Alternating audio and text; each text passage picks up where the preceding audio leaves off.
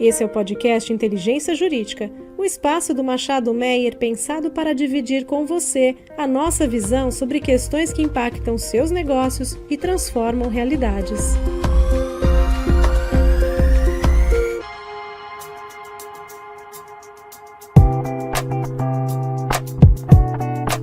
Olá a todas e a todos, sejam muito bem-vindas e bem-vindos a esse nosso novo episódio do podcast Inteligência Jurídica da área tributária do Machado Meyer.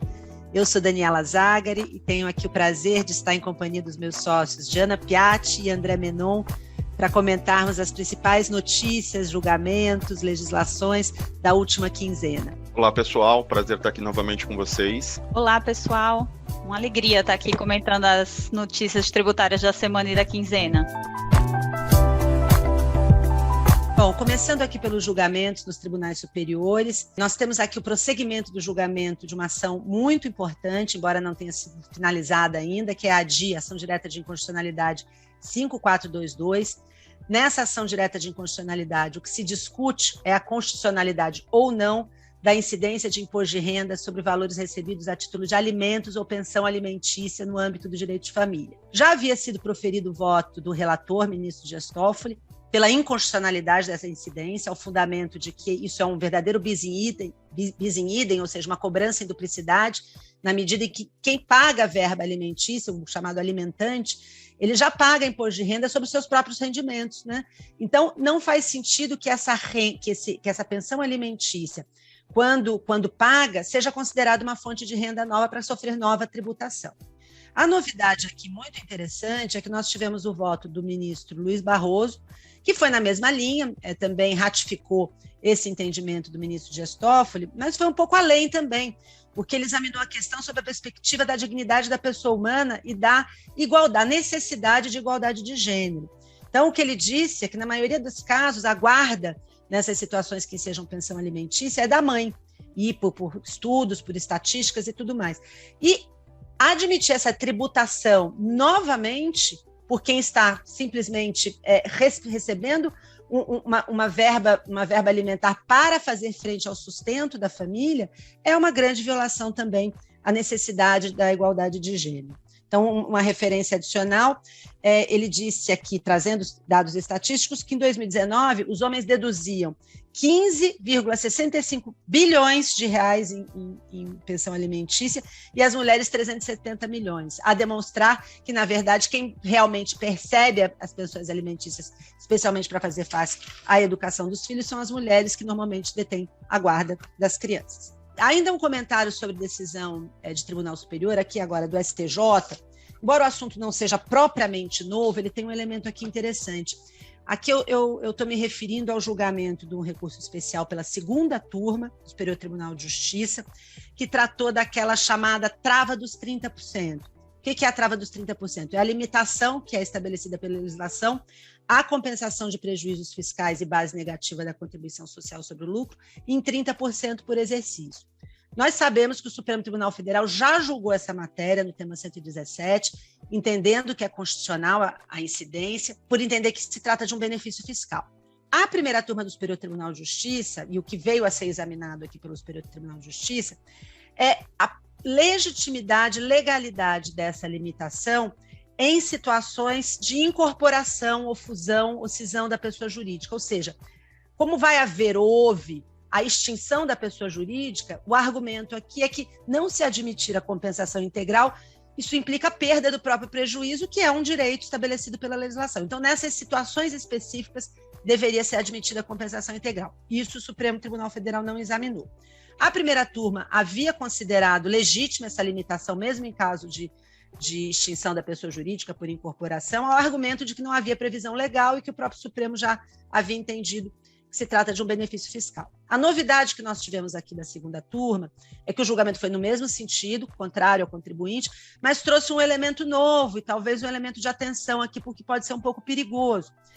O que disse a segunda turma é que admitir essa compensação integral significaria favorecer a fraude tributária, pois isso significaria que os contribuintes iriam artificialmente extinguir as pessoas jurídicas para poder se aproveitar na pessoa jurídica sucessora desses prejuízos fiscais. Então, isso não poderia ser admitido, porque isso seria uma forma incorreta e ilícita de aproveitamento de benefício fiscal.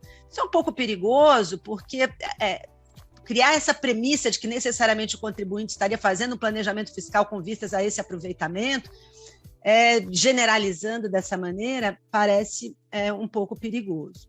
Mas, enfim, é um caso aqui em relação aos seus fundamentos para ficarmos atentos. Eu vou aproveitar, Dani, que você está comentando aí desse julgamento do STJ, para falar do julgamento do CARF, agora em setembro de 2021, né, quer dizer, recente, que tratou da mesma matéria, quer dizer, a limitação dos 30%, a trava dos 30%, como é chamado, para compensação de prejuízo fiscal e base de cálculo negativa. Curiosamente, o CARF entendeu em sentido diverso, exatamente o oposto, entendendo que era possível, no ano de extinção da pessoa jurídica por incorporação ou fusão, a compensação integral sem a trava dos 30%. É um julgamento muito interessante, ele marca uma alteração na jurisprudência mais recente da Câmara Superior de Recursos Fiscais. Foi um julgamento que o quórum foi empatado, então quer dizer, eu tenho o mesmo número de conselheiros votando a favor do contribuinte ou a favor do fisco, mas em razão do critério de desempate introduzido pela Lei 13.988, o julgamento terminou tendo o critério de desempate favorecendo o contribuinte. O voto do conselheiro, o voto vencido, o vencedor do redator do acórdão foi muito bem fundamentado, trouxe aí como ratio decidente a compreensão de que o IRPJ e a CSL tributam a renda, o acréscimo patrimonial efetivo, nos termos do artigo 43 do CTN, né? E que a trava dos 30% terminava fazendo, na verdade, um diferimento desse aproveitamento, mantendo o mínimo arrecadatório naquele por ano, né? Visando a obtenção de receitas para o Estado aqui falando da Federação, né, do Brasil, mas que essa aplicação da trava no ano de extinção da pessoa jurídica resulta em extinção do direito de aproveitamento, independente de se tratar isso de uma benesse fiscal ou não, ou seja, terminava limitando e atingindo o patrimônio da pessoa jurídica. Mas pela referência aí de datas, esse acórdão do CARF, apesar dele ser um acórdão emblemático, ele marque uma alteração na jurisprudência no órgão administrativo, ele é um julgamento anterior a esse posicionamento da segunda turma do STJ que você comentou. Então, vamos ver aí nos próximos meses, no entendimento do CARF, como que isso vai ficar. Como que a coisa prossegue aí, né, em função dessa divergência com o STJ, embora no âmbito do STJ nós não estejamos falando ainda de regime dos repetitivos, né? Agora, já começando indo também, você já começou a falar de CARF, quais são as novidades agora no CARF, especialmente com esse sistema da extinção do voto de qualidade? No CARF, muita coisa mudou, né? Essa alteração da sistemática do critério de desempate, e lembrando que ele é válido para as discussões de mérito, que o CARF editou uma portaria que questões processuais elas não são assim tratadas e ainda vigora o critério de desempate do decreto 70235, que é o voto do presidente da turma, mas terminou provocando esse novo critério da 13988 uma alteração em alguns resultados de matérias importantes no Tribunal Administrativo. Por exemplo, a gente vai lembrar da discussão de preço de transferência, qual o preço praticado, como se calcula o preço praticado no PRL, se é o valor CIF ou o valor FOB.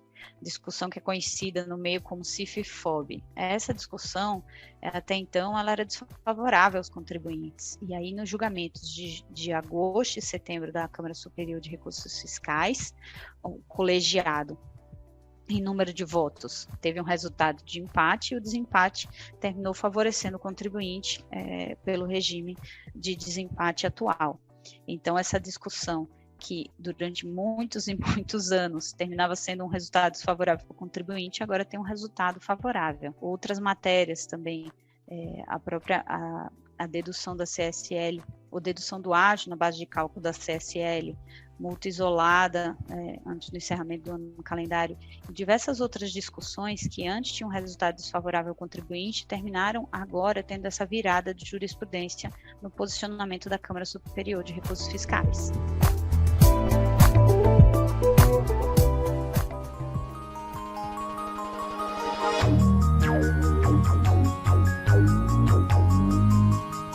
Bom, e ainda falando um pouquinho de CARF, mas falando também de legislação, a novidade é o projeto de lei 2110/2019, que fala do conceito de praça. O André vai falar aqui um pouquinho desse projeto de lei e as implicações para a legislação do IPI. Esse é um tema bem interessante, né, Diana? Porque o PL 2110, ele visa alterar o artigo 15 da lei do IPI de modo a positivar da norma que praça equivaleria a município. Só que esse PL, nessa parte, ele foi vetado pelo presidente da República sob a argumentação de que isso causaria uma insegurança jurídica, considerando que esse conceito destoaria do que vem sendo decidido pelo CARF. Vou esposar aqui a minha opinião, porque para mim é contraditório isso, né? Então, voltando um pouco aqui na questão cronológica, essa discussão ela iniciou em 2012. Por quê? Porque até 2012, desde lá da década de 1980, sempre existiu um consenso de que praça para a legislação do IPI significaria município. Isso foi posto em dúvida em 2012 com a solução de consulta COSIT 8, que trouxe um conceito um pouco mais alargado do conceito de praça. E em 2019, a Câmara Superior de Recursos Fiscais, por um voto de qualidade, que nem existe mais, pelo menos não da forma como existia lá em 2019, entendeu também que praça teria um conceito mais abrangente do que efetivamente município. Então, o ponto que eu faço aqui é que a legislação, ela sempre previu que praça era, de fato, município. Isso só começou a mudar em 2012, por uma consulta interna da Receita Federal, e depois em 2019, bem mais recentemente, com uma decisão da Câmara Superior por voto de qualidade. Então, me parece um pouco estranho a razão do veto sem segurança jurídica em um cenário que a própria proposta do PL é trazer a segurança jurídica, exatamente porque, a despeito de desde 1980 o conceito de praça estar atrelado a município, a Receita Federal passou a alterar esse conceito em 2012 e a Câmara Superior por um voto de qualidade em 2019. Então, para mim é contraditório. Não existe uma insegurança jurídica no PL, existe uma insegurança jurídica no veto presidencial que derruba esse PL, olhando para uma decisão que destoa da norma desde 1980. Né? Então, é um ponto que eu acho importante, e aqui, mais uma vez, a gente aguarda o Congresso, né, que ele haja com bom senso para derrubar esse veto e daí sim trazer uma segurança jurídica para os contribuintes. O que você acha disso, Diana? Eu concordo com você, André, porque assim, até pela lógica de como se analisa a questão, né? Você dizer que um projeto de lei, ele vai ser vetado, né? Que a norma jurídica ela vai ser vetada em razão de uma jurisprudência que ela se baseia em outro suporte normativo, já é equivocado, né? E o próprio fundamento para essa referência normativa, essa introdução dessa referência normativa, é justamente trazer segurança jurídica e encerrar, de uma vez por todas, uma controvérsia entre fisco e contribuinte relacionada a essa discussão do IPI, né, que dura anos e que movimenta assim, valores relevantes. Dos casos mais relevantes no CARF hoje são dessa discussão IPI praça, como é chamado, e lembrando também que as decisões do CARF que tratam do IPI praça, e realmente a maior parte são desfavoráveis ao contribuinte, mas elas têm diversos outros argumentos ali para você entender o contexto que vão muito além da simplesmente conceituação do que é praça. Ou seja, você trazer dentro de uma possível alteração normativa, uma referência de uma jurisprudência que ela é casuística, né? E que para essa específica menção que foi feita da Câmara Superior de Recursos Fiscais de 2019, ela é uma referência de um regime que sequer se aplica hoje, ou seja, essa mesma decisão talvez tivesse sido adotada hoje, o resultado seria exatamente o oposto, me parece equivocado, e a gente fica com esperança aí que o Congresso resolva a questão. E eu ainda ia acrescentar, além de tudo isso que vocês disseram, também colocar, né, esse óbice de uma jurisprudência do CARF como suficiente para esse veto, também parece um contrassenso sob mais uma perspectiva. Quem tem o controle final e definitivo sobre a legalidade e interpretação do direito é o judiciário, não é o CARF, né? E se a gente for ver no judiciário, todos os precedentes, não especificamente sobre essa questão do IPI, que ela é relativamente nova no judiciário, mas todos os precedentes sobre o conceito de praça, especialmente na aplicação lá da lei do cheque, em que esse conceito também, o termo praça é utilizado também, vão exatamente no sentido de que é município. Então, se fosse para adotar algum tipo de interpretação, a do judiciário teria que prevalecer, né? Que é a final a respeito desse assunto. Exato. Bem lembrado, Dani. Em especial porque existem outras formas de se aferir o valor da operação intercompany, né? Não precisa necessariamente ser o conceito de praça. Se eu não tenho praça, eu vou para uma outra regra, que é VTM, lucro normal. Essa interpretação desse veto, ela esvazia a aplicabilidade do VTM lucro normal, porque eu sempre vou utilizar o conceito de praça nesse conceito mais alargado, né? André, e o que nós tivemos aqui? Sei que nós tivemos umas novidades interessantes em legislação estadual. Eu vou falar de dois pontos aqui, Dani. Primeiro é a alteração super recente da Portaria CAT 25 de 2021, pela Portaria CAT 80 de 2021, que foi publicada na sexta-feira. Lembrando que a Portaria CAT 25 é aquela que trata do credenciamento do contribuinte substituído no regime optativo de tributação da ST, né, o chamado ROT, e essa portaria CAT 80 ela é importante porque ela alterou alguns artigos da 25, em especial o artigo que previa a necessidade de uma prévia autorização, né, de uma prévia indicação da Cefaz de São Paulo com relação ao segmento econômico, que poderia solicitar o credenciamento no ROT, e a regra geral para empresas enquadradas no Simples. Então, a portaria CAT 21 trazia essa obrigatoriedade de a Cefaz indicar o segmento econômico que poderia aderir ao ROT e trazia a regra geral de que seria a regra da não cumulatividade, né, ordinária do ICMS, exceção feita aos contribuintes que quisessem aderir efetivamente ao ROT. A portaria CAT 80, ela suprime essa necessidade de indicação do segmento econômico pela Cefaz. Agora, qualquer contribuinte substituído tributário que pratique operações ao varejo, seja exclusivamente, seja junto com o atacado, pode aderir ao ROT, e ela traz também a indicação de que a regra para as empresas do Simples Nacional é agora o ROT, exceção feita para aquelas que se manifestarem expressamente em sentido contrário. Parece um ponto importante, em especial para as empresas do Simples, porque eventual extemporaneidade nessa manifestação, né, vai fazer com que essa empresa tenha que permanecer no ROT por 12 meses. Uma outra alteração também que eu penso ser importante a gente trazer é o decreto do Estado de São Paulo, recentemente editado, que é o 66054. E por que ele é importante? Porque ele altera algumas disposições do anexo 1 e do anexo 2 do regulamento que tratam de isenção e redução de base de cálculo. Então, para insumos do setor agro, né, insumos que eram utilizados para a fabricação de fertilizantes, por exemplo, nós tínhamos no artigo 41 do anexo 1 uma previsão de isenção. Os incisos 2 e 13 do artigo 41 foram revogados e foi instituído o artigo 77 no anexo 2, trazendo uma carga tributária agora de 1%. Então aqui houve uma majoração da carga tributária, né, o que é contrário à proposta da Cefaz. E com relação ao anexo 2, houve alteração nos artigos 9º e 10º,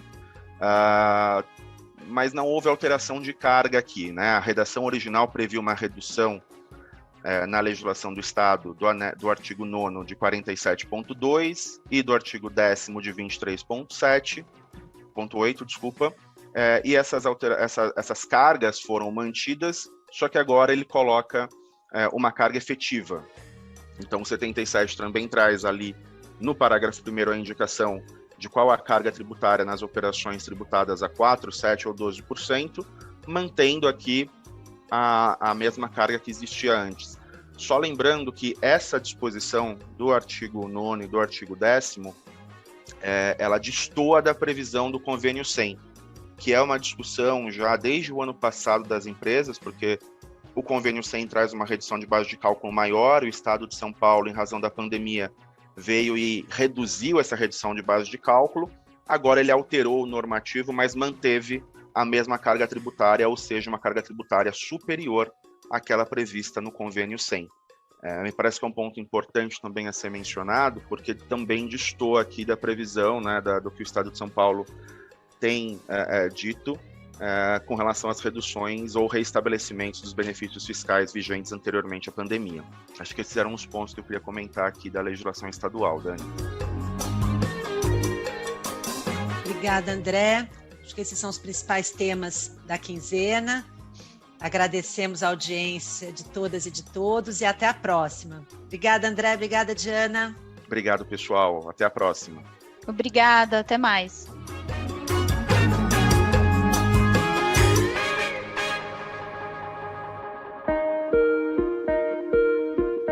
Você ouviu o podcast Inteligência Jurídica, o espaço de encontro para dividirmos com você a nossa visão sobre as questões que impactam os seus negócios.